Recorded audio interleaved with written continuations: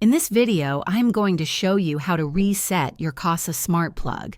Whether you're experiencing issues or need to set it up again, follow these simple steps to reset your device.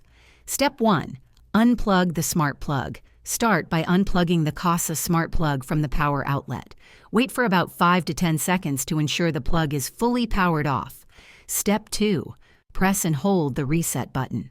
Once the plug is unplugged, press and hold the reset button on the side of the Kasa Smart Plug.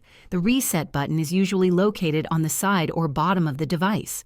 Step 3. Reconnect the smart plug. While still holding the reset button, plug the smart plug back into the power outlet. Continue pressing the button for about 5 to 10 seconds. Step 4. Wait for the indicator light to flash. After holding the reset button, the LED indicator light on the smart plug will start flashing rapidly. This indicates that the smart plug has been reset and is now in pairing mode. Step 5.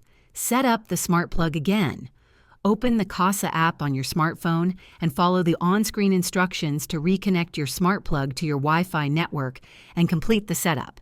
If this video helped you, please like and subscribe to the channel.